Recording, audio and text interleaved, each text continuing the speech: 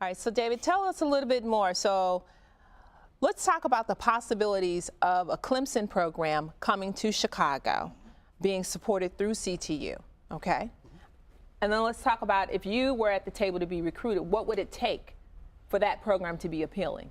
Because there is a huge vacuum that needs to be filled regardless, okay? So Clemson has the program. Their recruiting actually begins when you're a senior in high school. Actually, I think they go back down to junior year. Oh, wow. So they want people to come in with that commitment during junior year. All right. So can CTU do something like this?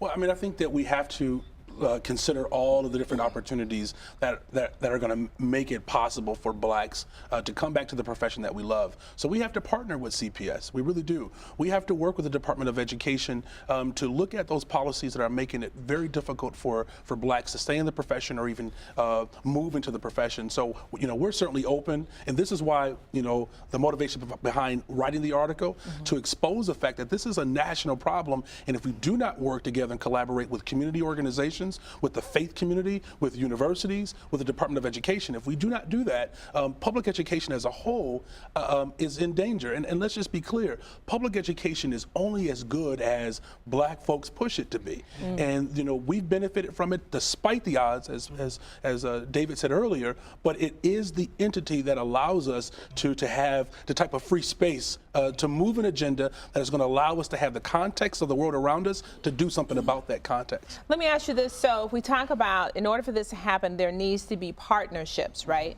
So, but that would almost sound as if that then there would need to be some sense of private and public partnerships, no?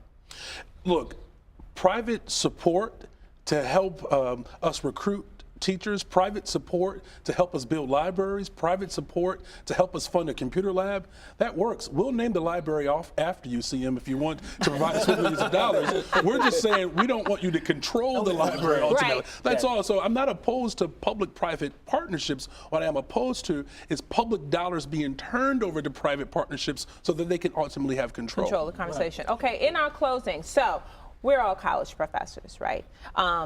So what would it take for you to be recruited back into, and not back as like a hierarchy, but in order for you to go and rather than teach at the college level, to teach at a K through 12 level?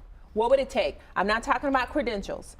Get to what organizations, they'll help you handle the credentials. What else would it take besides money, Michael? For me, support. I remember I taught in Milwaukee. Before I taught college, I taught 2nd and 4th graders in Milwaukee, and the kids were great. But you know what was just as great?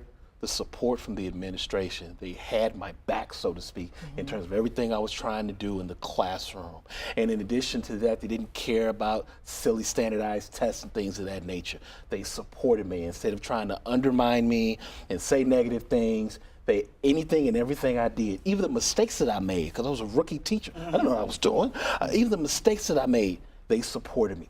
You know, and it's funny you should mention support, because that's the one thing that I find a little troublesome about the culture of tenure, is that it has become such a punitive process as a way to weed out, as opposed to saying, look, the fact that I hired you should let you know that I've weeded out. And you're now here, so what do we do to help sustain you? And it somehow or the other, that whole conversation of tenure has turned into this punitive dialogue. So I understand what you're saying about support. What else? I'll tell you why I left CPS. Okay. I was a paraprofessional for 3 years. That lack of support from not only administrators, but parents and the surrounding community.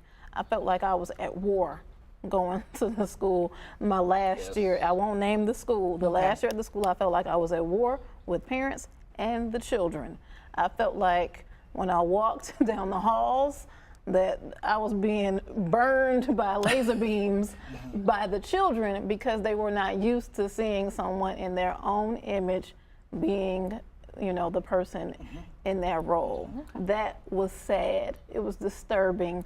I didn't have the chops for it at the time, so I got out. I would go back if I knew that I was going to a school where the administrators, the other faculty members, the parents were creating a culture where we could love on these children and show them that education is the great equalizer. And not some credential, but education itself. that lifts you out of that place of poverty and takes you somewhere where, you know, only you can take yourself. And I think that's an excellent way to end the conversation, because what we are talking about is talking about the culture and changing those cultural conditions and settings. Well, thank you all for joining us. Feel free to join us on Facebook, where you can post additional ideas and discussions. Thank you all.